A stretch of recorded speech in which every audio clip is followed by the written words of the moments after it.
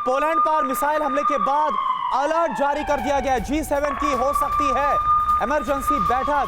Poland हमला के बाद ये जो बैठक है वो बुलाई गई है और पोलैंड पर ये हमले को लेकर जो बैठक है वो बुलाई गई है।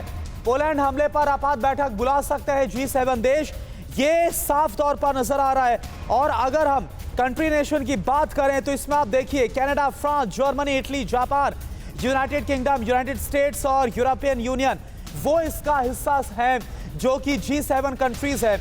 और ऐसे में नेटो कंट्रीज का इसमें होना और G7 की जो बैठक है उसका बुलाया जाना जो बाइडेन की तरफ से, यानी कि एक तरफ नेटो की स्ट्रेटेजी तैयार हो रही है और वही G7 कंट्रीज की तरफ से बैठक का बुलाया जाना ये साफ बता रहा है कि जो वेस्टर्न फोर्सेस है और साथ साथ क्योंकि जापान भी इसका हिस्सा है और लगातार उसको भी। अगर आपका क्रेडिट स्कोर कम है तो बैंक लोन छोड़िए, शादी के लिए लड़की भी नहीं मिलेगी। क्रेडिट स्कोर इम्प्रूव करना है तो फ्रीडम ऐप को अभी डाउनलोड करो।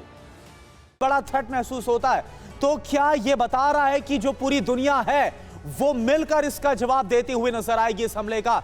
मनीष हमारे साथ जुड़े हुए हैं। मनीष, क्या बता रहा है नेटो की बैठक, G7 कंट्रीज की बैठक, क्या ये जो जवाब है ये बड़े लेवल पर भी दिया जा सकता है? भले पोलैंड की तरफ से स्केल डाउन करने की कोशिश की जा रही हो, लेकिन जो नेटो कंट्रीज है वो इसको आसानी से हल्के में लेने वाली नहीं है, ये बतला रहा है।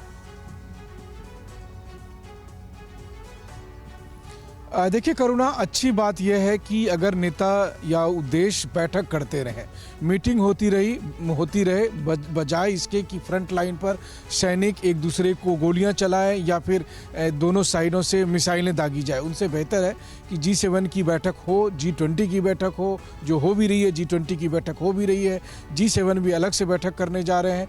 G7 के सभी सदस्य देश नाटो के भी सदस्य देश हैं, तो वैसी हालत में नाटो का भी जो मुख्य सारे देश हैं वो सबका एक तय हो जाएगा कि हमें आगे क्या करना है। तो बैठकें होती रहे, रूस के खिलाफ बयानबाजी हो जाए, रूस को चेतावनी दे दे, यहाँ तक तो ठीक है। लेकिन अगर वो ये फैसला लेते हैं कि हाँ, पोलैंड पर गिरे मिसाइल के बाद अब हम बर्दाश्त नहीं करने वाले हैं और अब हम लड़ाई करने जा रहे हैं, इससे कोई फर्क नहीं पड़ता कि रूस क्या कहता है, तो सबसे बड़ी चिंता की बात है। और अगर ऐसा है तो फिर आज का दिन निश्चित तौर पर बिल्कुल इससे कोई फर्क नहीं पड़ता है कि पोलैंड के राष्ट्रपति को क्या लग रहा है, इससे कोई फर्क नहीं पड़ता कि पोलैंड की तरफ से बोला गया है कि अगला धमाका बहुत ही ज्यादा घातक होगा रूस के लिए। इससे कोई फर्क नहीं पड़ता है कि रशिया क्या दावा कर रहा है कि मिसाइल उसकी नहीं है। अगर फर्क पड़ेगा तो इस बात को लेकर पड़ेगा कि G7 की बैठक में क्या डिसाइड होता है और नेटो की बैठक क्या स्ट्रेटेजी तैयार करती हुई नजर आती है। ये बहुत बड़ी बात आपने बोली है। अगर आपका क्रेडिट स्कोर कम है तो बैंक लोन छोड़िए, शादी के लिए लड़की भी नहीं मिलेगी। क्रेडिट स्कोर इम्प्रूव करना है तो फ्रीडम ऐप को अभी डाउनलोड करो।